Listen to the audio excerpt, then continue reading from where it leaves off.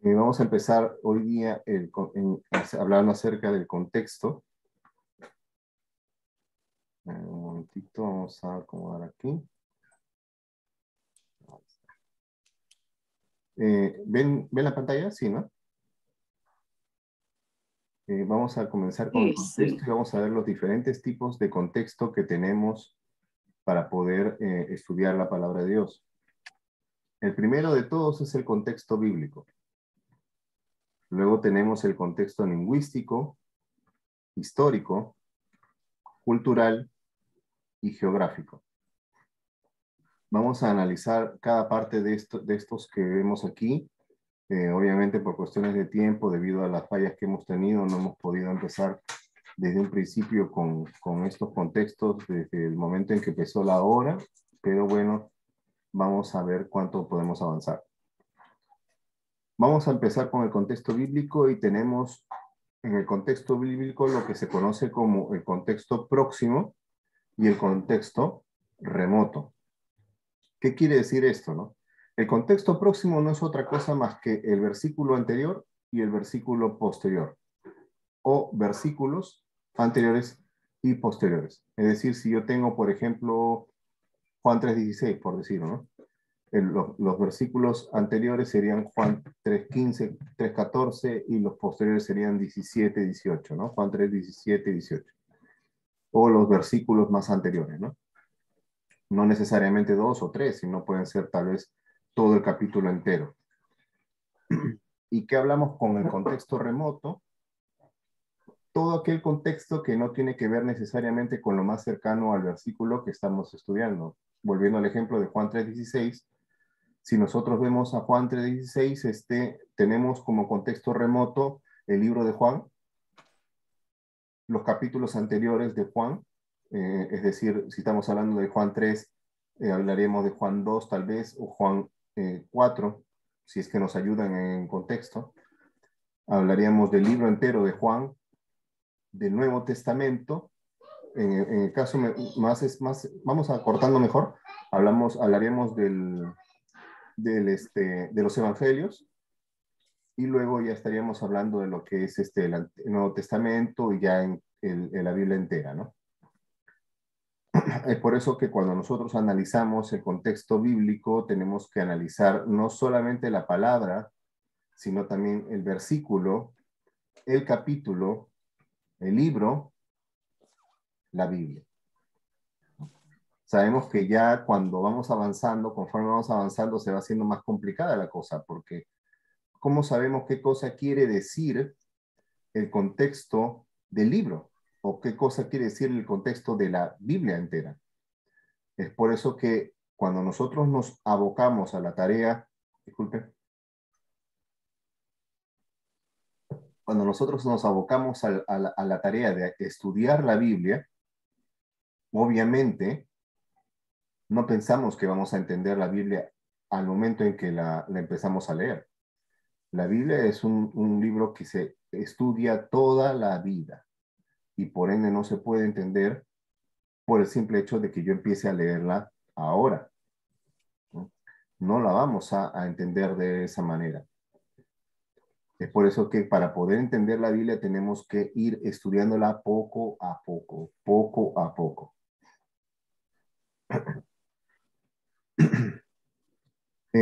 Tenemos que entender también cuando estamos estudiando en qué contexto estamos trabajando, porque si nosotros estamos con un libro del Antiguo Testamento, tenemos que ver su explicación o su acercamiento más profundo en el Nuevo Testamento, y si estamos en el Nuevo Testamento tenemos que ver cuál es el antecedente del Antiguo Testamento, ¿no? Eh, por ejemplo, si vemos en el Nuevo Testamento hablar acerca de Abraham, no nos vamos a quedar allí. Tenemos que ir al Antiguo Testamento a ver qué se habla de Abraham. La intención del autor es importantísima. Tenemos que saber qué cosa aquí se quiere decir el autor. Por ejemplo, cuando nosotros vemos el libro de Génesis, ¿qué es lo que quiere hablar el libro de Génesis, ¿no? Sabemos que el libro de Génesis tiene como principio fundamental el hecho de mostrar lo que se inició, todos aquellos inicios de cada cosa, ¿no? Se inicia el matrimonio, se inicia la raza humana, se inician las lenguas, ¿no? Se inicia cada cosa, el trabajo y muchas otras cosas se inician en el Génesis. En el Éxodo tenemos, por ejemplo, la salida del pueblo de Israel de Egipto y así, ¿no?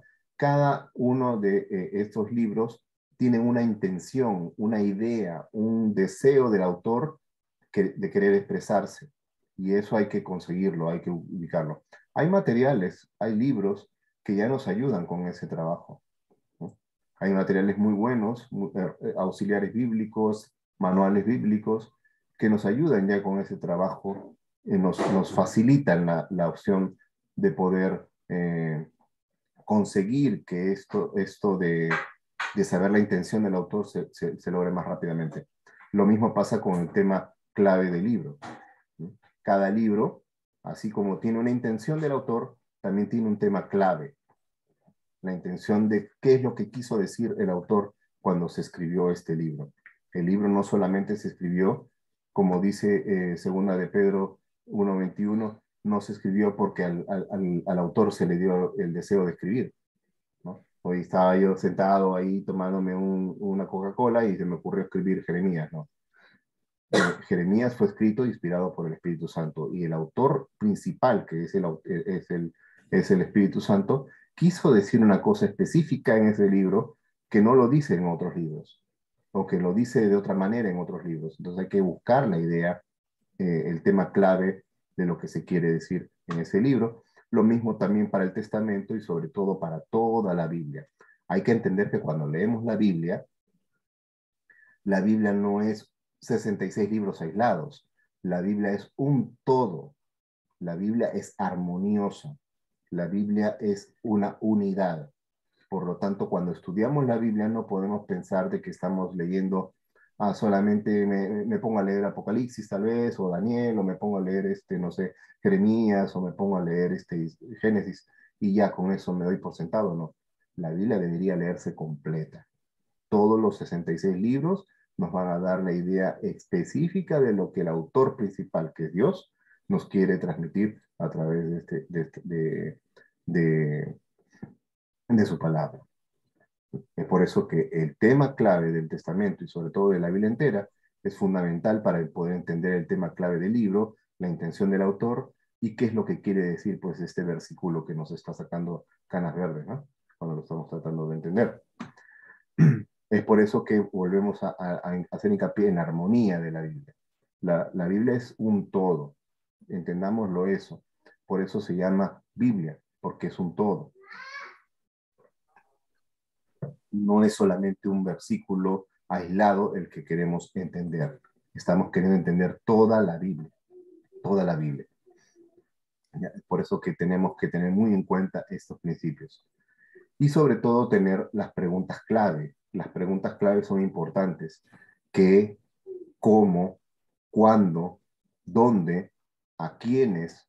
¿Por qué? Esas son cosas fundamentales. Son preguntas muy claves, muy importantes. Por ejemplo, cuando nosotros tenemos un pasaje, pero nos preguntamos, ¿qué quiso decir el autor? ¿Qué quiso decir Juan cuando, por ejemplo, escribió porque de tal manera amó Dios al mundo? ¿No? ¿O qué quiso, o cuándo lo dijo, ¿no? ¿En qué época histórica y geográfica dijo eso? ¿No? ¿Dónde lo dijo? ¿Quiénes fueron sus oyentes? ¿Por qué razón dijo eso? ¿No? Son preguntas fundamentales que nos dan mucha luz al entender nuestro pasaje. Mucha luz, ¿no? Son preguntas claves que nos van a ayudar a aclarecer las cosas que queremos, las razones por las cuales nosotros queremos llegar a entender este pasaje. Y tal vez puede parecer confuso cuando les digo que veamos palabras, versículos, capítulos, libros, en este último punto, ¿no? Ignorar en lo posible capítulos y versículos. ¿Qué quiere decir esto de ignorar en lo posible capítulos y versículos? Que la Biblia no se escribió en capítulos y versículos. Eso es fundamental que tengamos que tener en cuenta. La Biblia no se escribió en capítulos y versículos. Los capítulos y versículos se añadieron posteriormente. no tengo ahorita la fecha exacta, pero más o menos allá por el siglo IV, siglo V se añadieron de nuestra era, se añadieron los capítulos y allá por el 10 o 12 se añadieron los versículos. Entonces, ha habido muchos años, centenares de años en los cuales la Biblia estaba sin un capítulo y sin un versículo. Y si nosotros analizamos correctamente la Biblia, nos vamos a dar cuenta que los versículos muchas veces entorpecen el entendimiento de la palabra de Dios en lugar de ayudar. Muchas veces se corta en manera equivocada. Hay una anécdota que dice que había un ángel había un predicador, perdón, había un predicador que estaba caminando y en una de esas quiso ponerle versículos a la Biblia y en eso iba saltando el caballo y ¡pah! Ponía, ¿no? Iba caminando en su caballo, ¡pah! Saltaba el caballo y ponía ahí caía el versículo donde caía, ¿no? Y eso muchas veces se ve en muchas de las veces en las cuales leemos la Biblia, ¿no? Hay versículos, hay pedazos de porción de la Biblia que están partidos de una manera muy rara, muy fea, que no tienen nada que ver con la forma como el autor quiso decir, ¿no? Uno de esos pasajes, por ejemplo, clave es 1 Tesalonicenses capítulo 4, versículos del 13 al capítulo 5, versículo 11. Todo eso es un contexto entero. Todo eso es un contexto entero y se ha partido con un capítulo. Y es por eso que muchas veces no se entiende correctamente lo que se quiere decir ahí. Y así muchos de los casos, ¿no? Entonces, lamentablemente por cuestiones de tiempo, vamos a entrar de nuevo, pero creo que ya lo dejaríamos para una siguiente clase debido a estos problemas que hemos tenido que nos han demorado para poder ingresar, ¿no? Al menos hemos visto el tema bíblico. Ya posteriormente vamos a ver el lingüístico y los demás. Eh, vamos a tratar de que tengamos un poco más de puntualidad también, porque la verdad pues han ingresado un poquito tarde, sinceramente, ¿no? Algunos de ustedes han ingresado un poquito tarde, eso también no nos ayuda mucho en lo que se refiere al poder llevar bien la clase. Tengamos en cuenta eso y por favor seamos un poco más puntuales para que podamos llevar el curso de una manera un poco más específica. Ya el tiempo es un poco corto, nos quedan 5 minutos y vamos a tratar de ver si lo podemos utilizar para hacer un pequeño repaso, ¿no? Como les decía, vemos lo que es el contexto próximo, el contexto remoto, que abarcan próximo los versículos más cercanos alrededor. El remoto abarca toda la Biblia entera. Luego tenemos que ver mucho lo que es el análisis de las palabras, los versículos, los capítulos, no como tales, ¿no? Por eso les digo al final, ignorar en lo posible capítulos y versículos, porque la idea es no considerarlos, no tenerlos en cuenta, pero ya que están, hay que utilizarlos, ¿no?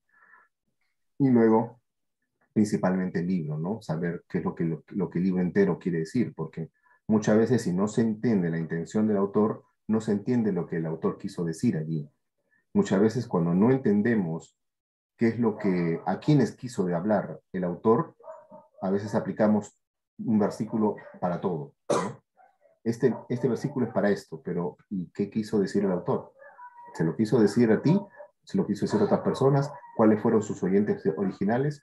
Todo eso hay que tener en cuenta cuando queremos entender la Biblia. Eso no quiere decir que la Biblia no sea para nosotros, sino que hay que entender que no toda la Biblia es para nosotros.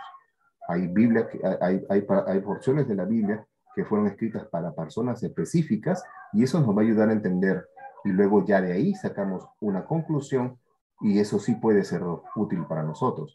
Pero el mensaje principal muchas veces tal vez no es principalmente para nosotros, sino para otras personas, para otros oyentes. Y eso también le da mucha ayuda a nosotros de poder entender lo que la Biblia nos quiere decir, ¿no? Tengamos en cuenta que el tema clave del libro es fundamental, pero principalmente el tema más importante que tenemos que tener en cuenta es el tema general de la Biblia. En la primera clase que tuvimos, vimos que el tema principal de la Biblia es Jesucristo. En la redención, el reino de Dios y la redención en Jesucristo. Ese es el tema principal de la Biblia. Y todos los libros, los 66 libros de la Biblia apuntan a ese tema principal. Y si nosotros no encontramos en los 66 libros de la Biblia a Jesucristo, no estamos interpretando la Biblia correctamente. Es por eso que tenemos que tener en cuenta eso, muy clave, eso es clave, totalmente clave. Y obviamente, basado en ese mismo principio, la armonía de la Biblia es fundamental. No creamos que un libro dice una cosa y otro libro dice otra. No, la Biblia lleva una secuencia completa, es una armonía total. Y por ende no podemos desglosar y decir esto es para esto es para lo otro, esto es para acá, porque no, la Biblia se entiende como un todo. Y es por eso que cuando entendemos, basado en el segundo punto, tenemos que recurrir incluso hasta la Biblia. En el primer punto, incluso hasta el remoto, y no solamente a la parte más cercana de nuestro versículo que estamos estudiando. Otro punto más en cuenta que tenemos que tener es que cuando leemos la Biblia tenemos que entender que hay grupos pequeños que se deben analizar. Por ejemplo, cuando estamos abriendo Génesis, tenemos que entender que Génesis conforma un grupo llamado Pentateuco, o sea, los 5 primeros libros que los que escribió Moisés. Y esos 5 libros tienen un contexto interno, y hay que entender ese contexto interno. Hay que entender qué es lo que quiso decir Moisés cuando escribió estos 5 libros.